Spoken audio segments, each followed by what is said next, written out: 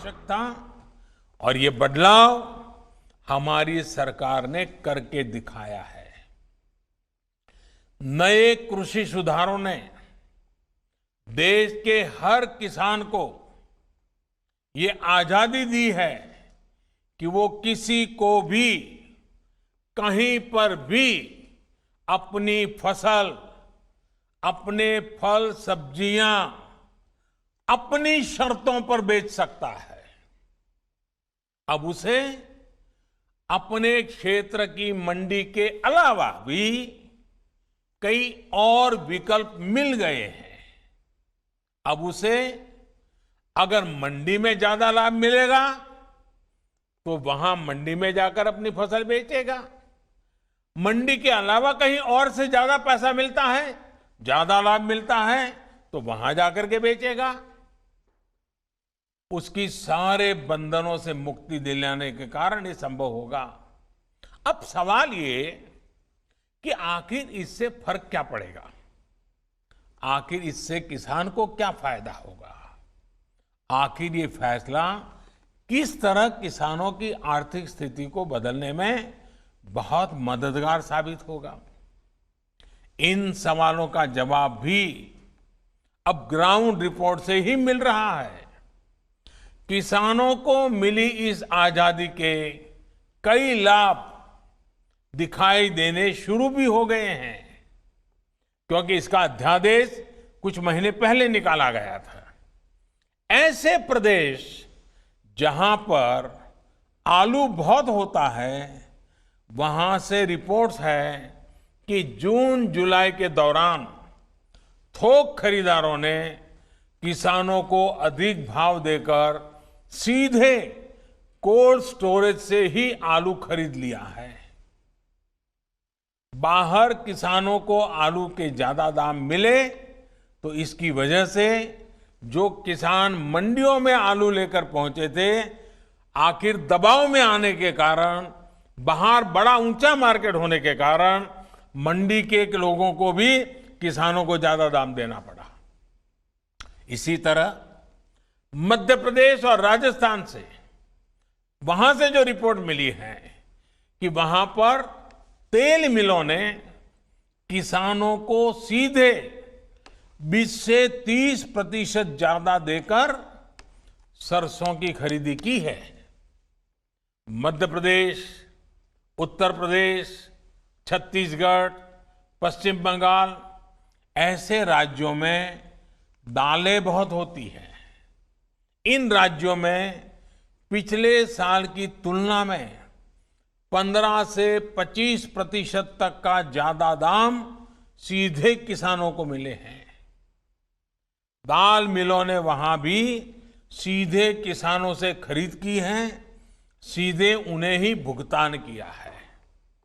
अब देश अंदाजा लगा सकता है कि अचानक कुछ लोगों को जो दिक्कत होनी शुरू हुई है वो क्यों हो रही है। कई जगह यह भी सवाल उठाया जा रहा है कि अब कृषि मंडियों का क्या होगा। क्या कृषि मंडियां बंद हो जाएगी? क्या वहां पर खरीद बंद हो जाएगी? जी नहीं, ऐसा कतई नहीं होगा। और मैं यहां स्पष्ट कर देना चाहता हूं कि ये कानून, ये बदलाव कृषि मंडियों के खिलाफ नहीं है। कृषि मंडियों में जैसे काम पहले होता था वैसे ही अब भी होगा। बल्कि ये हमारी ही एनडीए सरकार है जिसने देश की कृषि मंडियों को आधुनिक बनाने के लिए निरंतर काम किया है। कृषि मंडियों के कार्यालयों को ठीक करने के लिए, वहां का कंप्यूटराइजेशन कराने के लिए पिछले 5-6 साल में से देश में बहुत बड़ा अभियान चल रहा है। इसलिए जो ये कहता है कि नए कृषि सुधारों के बाद कृषि मंडियां समाप्त हो जाएगी, तो वो किसानों से सरासर झूठ बोल रहा है। साथियों, बहुत पुरानी कहावत है कि संगठन में शक्ति होती है। कृषि सुधार से जुड़ा दूसरा कानून इसी से प्रेरित है। आज हमारे यहाँ 85% से ज्यादा किसान ऐसे हैं जो बहुत थोड़ी सी जमीन उनके पास है। किसी के पास 1 एकड़, किसी के पास 2 एकड़, किसी के पास 1 हेक्टर, किसी के पास 2 हेक्टर, सब छोटे किसान हैं। छोटी सी जमीन पर खेती करके अपना गुजारा करता है।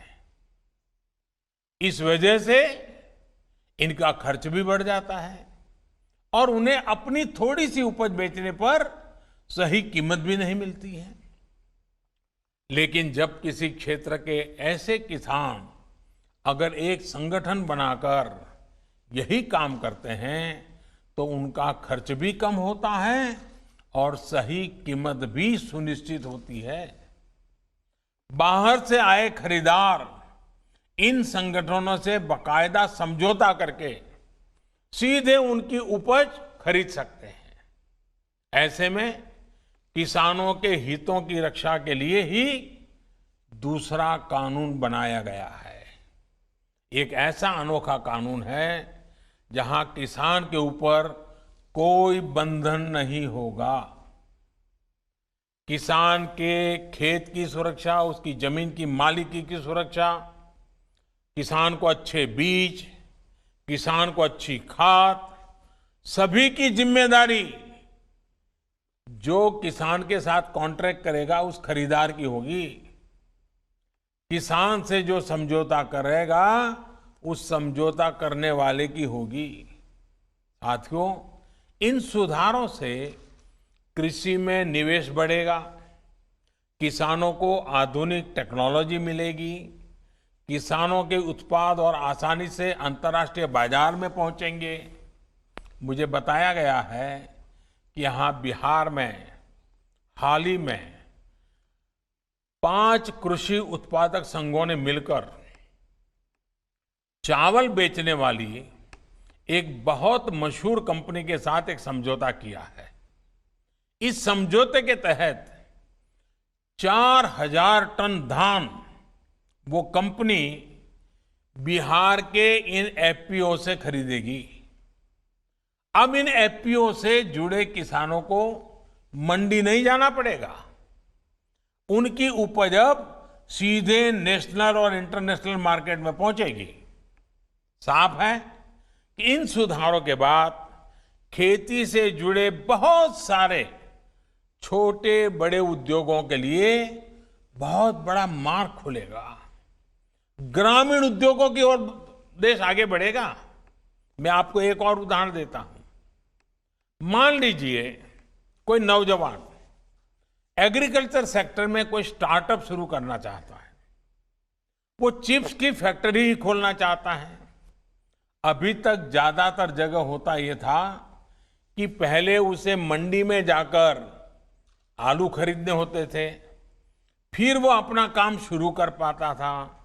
लेकिन अब वो नौजवान जो नए नए सपने लेकर के आया है, वो सीधे गांव के किसान के पास जाकर उससे आलू के लिए समझौता कर सकेगा। वो किसान को बताएगा कि मुझे इस क्वालिटी का आलू चाहिए, इतना आलू चाहिए। वो किसान को अच्छी क्वालिटी के आलू पैदा करने में हर तरह की तकनीकी सहायता भी करेगा। साथियों, इस तरह के समझौतों का एक और पहलू है। आपने ये देखा होगा कि जहां डेयरी होती है वहां आसपास के पशुपालकों को दूध बेचने में आसानी तो होती है। डेयरियां भी पशुपालकों का, उनके पशुओं का ध्यान रखती है।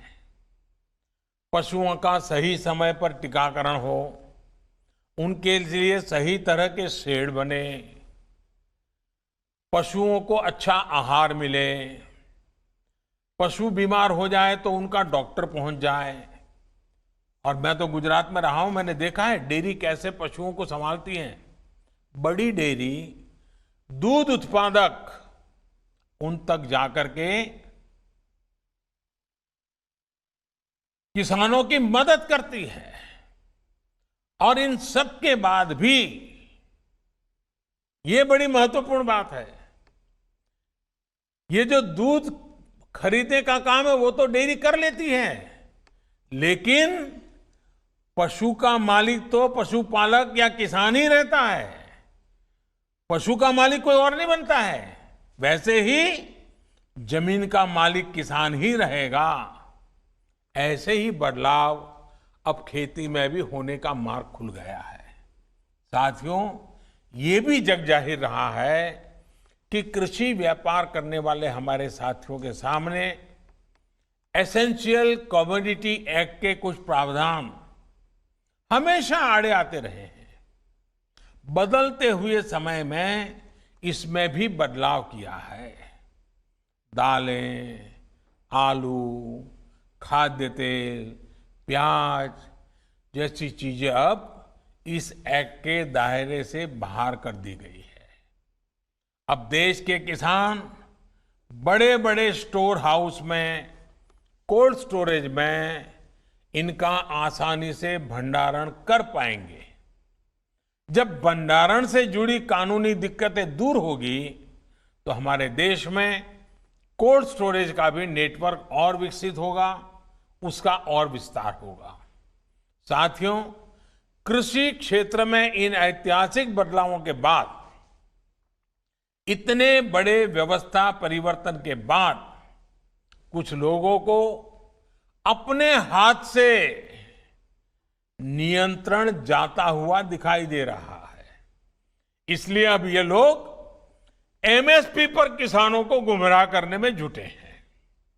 ये वही लोग हैं जो बरसों तक एमएसपी पर स्वामीनाथन कमेटी की सिफारिशों को अपने पैरों के नीचे दबाकर बैठे रहे।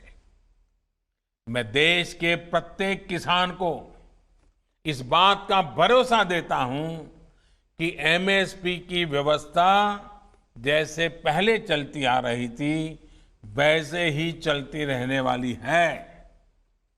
इसी तरह हर सीजन में सरकारी खरीद के लिए जिस तरह अभियान चलाया जाता है वो भी पहले की तरह चलते रहेंगे।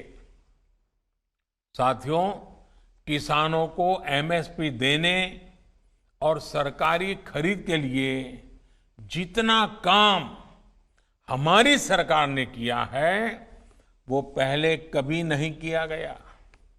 बीते 5 साल में जितनी सरकारी खरीद हुई है और 2014 से पहले के 5 साल में जितनी सरकारी खरीदी हुई है उसके आंकड़े देखोगे तो कौन सच बोल रहा है, कौन किसानों के लिए काम कर रहा है, कौन किसानों के भलाई के लिए काम कर रहा है, इसकी गवाही वहीं से मिल जाएगी। मैं अगर दलहन और तिलहन की ही बात करूं तो पहले की तुलना में दलहन और तिलहन की सरकारी खरीद करीब करीब 24 गुना अधिक हो की गई है। 24 गुना अधिक।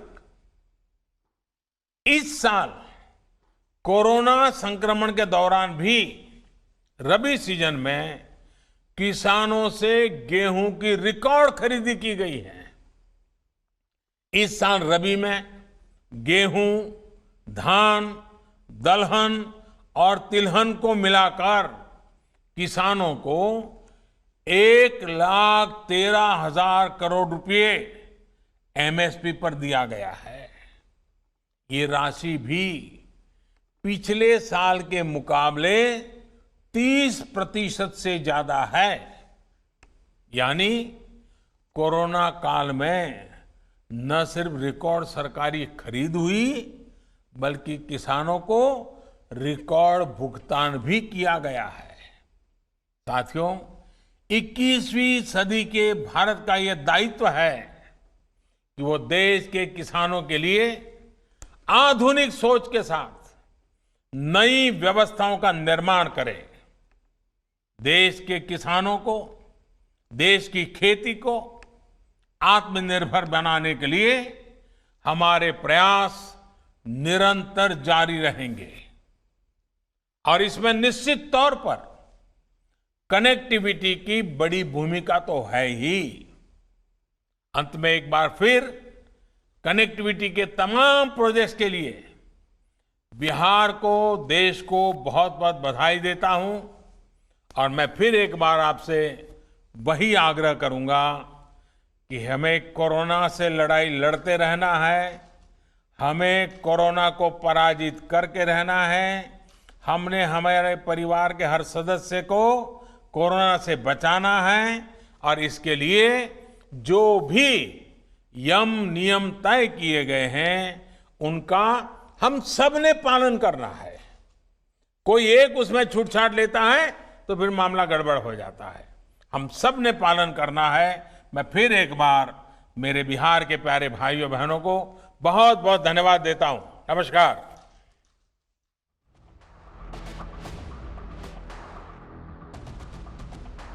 Prime Minister Narendra Modi speaking there on the issue of farm bills, once again reiterating that the idea is only to empower the farmers and to open out new opportunities, even as the existing system of the mandi markets continue to remain.